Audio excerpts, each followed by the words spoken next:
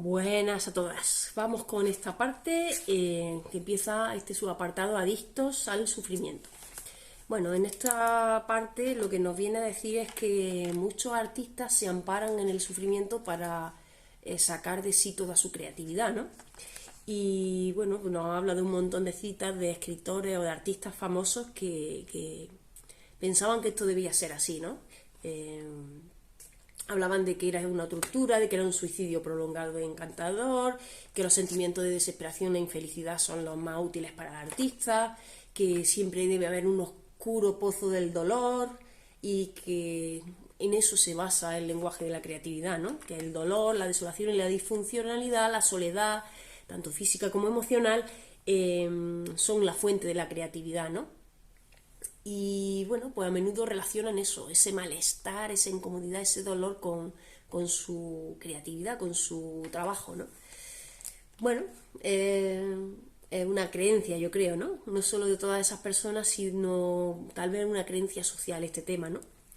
Y luego habla de un cuento con moraleja, ¿no? Nos habla de aquí de una joven, bueno, con un nombre rarísimo, que su profesor de escritura le dijo que si no te sientes emocionalmente incómoda, mientras escribes nunca producirá nada de valor, ¿no? Y esta persona se lo creyó y empezó a aplicarlo, ¿no? Eh, y bueno, pues dice que, bueno, la autora del libro dice que esto lo considera algo enfermizo, ¿no? Que no hay que dejarse llevar por todas esas cosas. Porque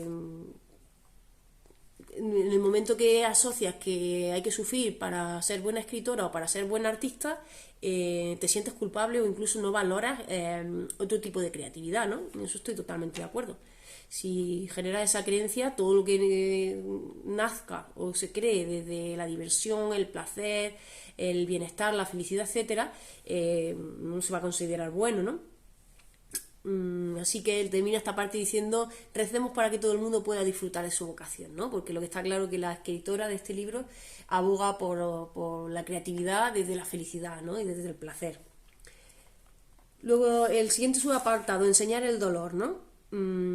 Dice que se nos ha enseñado a desconfiar del placer y a tener fe solo en el sufrimiento, en lo que se refiere a la creatividad, ¿no?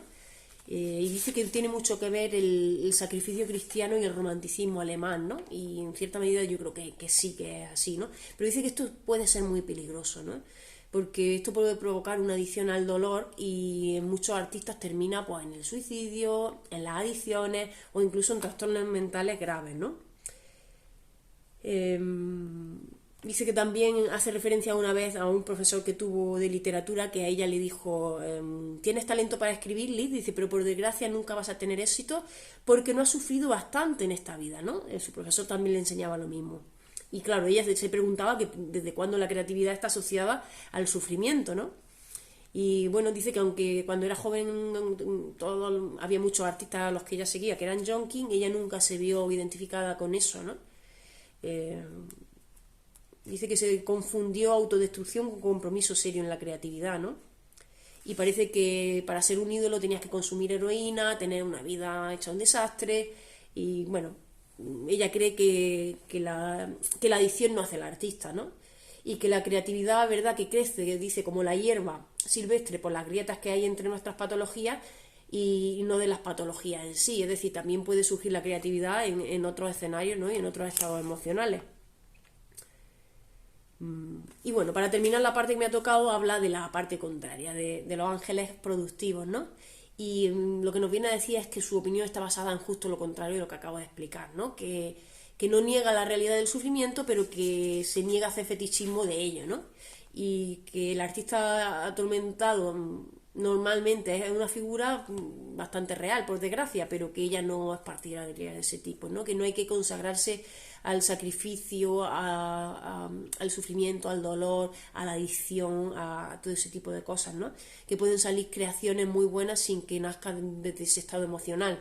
Y totalmente cierto, ¿no? Pero aquí la cosa está en que depende de la creencia que cada uno tenga. Si asociamos que la creatividad, que la mejor creatividad nace del dolor, haremos cosas siempre desde el dolor. Si asociamos que la mejor creatividad nace desde el bienestar, el placer o la felicidad, pues fabricaremos o produciremos obras de ese calado, ¿no? Pero yo creo que si en el fondo asociáramos que la creatividad puede surgir de cualquier sitio, tanto de lo positivo como de lo negativo, pueden surgir obras buenas desde un lado y del otro.